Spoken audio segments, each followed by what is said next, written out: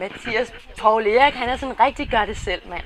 Han har blandt andet selv lagt fliser, han har sat køkken op, bryggers, og han har lavet carport. Men hvad er han også rigtig god til? Skal vi gå i skole? Frederik, Poul Erik, han er så hjælpsom. Ved du, hvad han hjælper med? Med at gøre rene ting. Med at gøre rene ting? Simon, Poul Erik, han spiller musik i et orkester. Hvilken slags musik spiller han? Jazz. Hvis Poul Erik havde været et dyr, hvilket dyr tror du så, han havde været? Abe.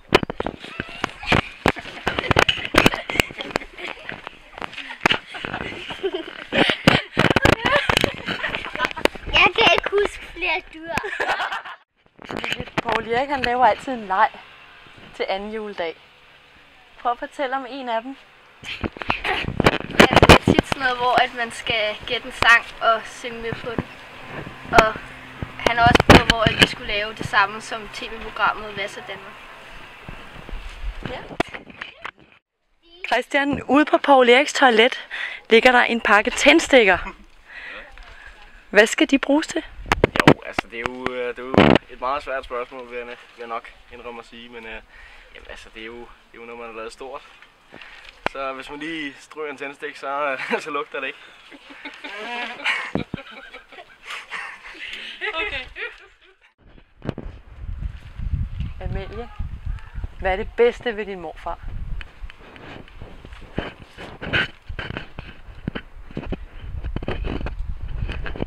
Det er, at man kan lave sammen.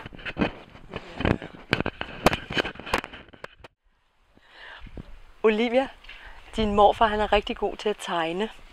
Hvad er det flotteste, du har set, han har tegnet? Det var da vi boede inde på Frederiksberg Allé. Der havde han tegnet et billede af Frederik Ingolf og Jacqueline på min væg. Louise, hvad er det sjoveste ved din morfar? Det er nok hans tegninger. Han er så god til at tegne, og nogle af de tegninger, de er bare gode.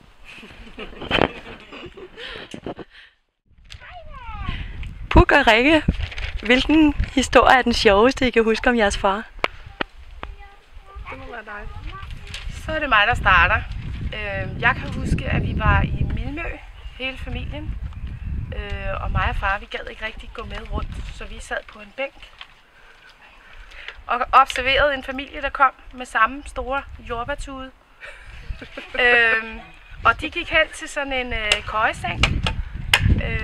Og moren prøvede at få den der skuffe op, der var nede i bunden af sengen. Det kunne hun ikke.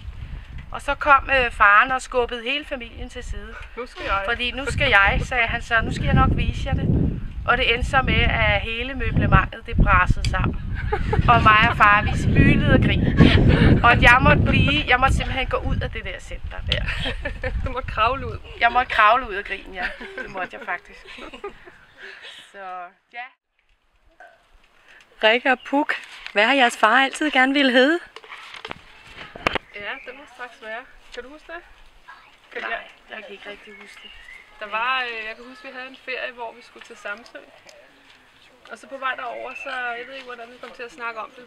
Men det var sådan noget, at hvis vi gerne ville have heddet noget andet end det, vi hed, hvad vi så kunne finde på.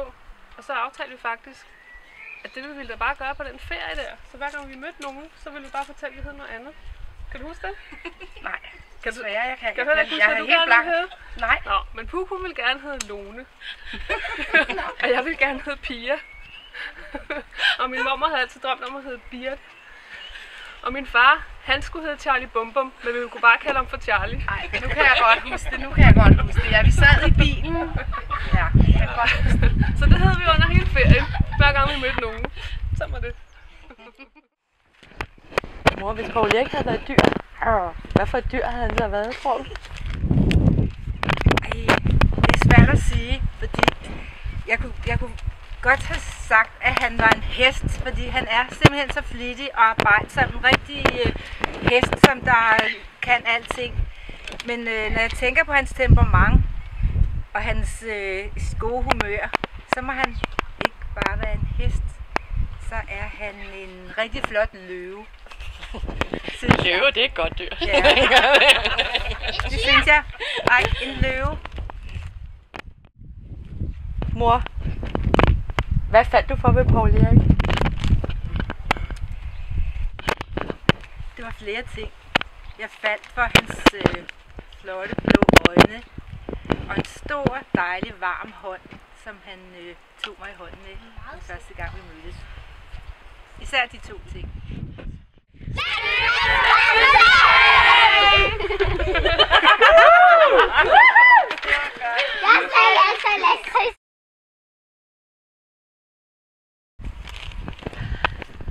Mor, hvis Poul Erik havde været dyr.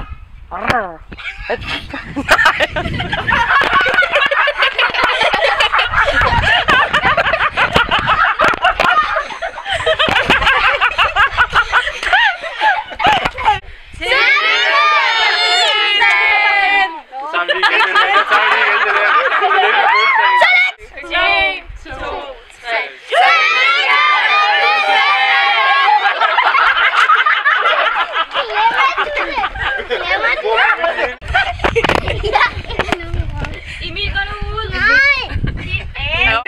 Du skal fjerne et spørgsmål. Jeg er lige et spørgsmål. Hvad med en røvgitar? Du skal filme Karla. Nu kommer Peter løvende over, og så råber vi det. Han går stille. Det skal også være med for.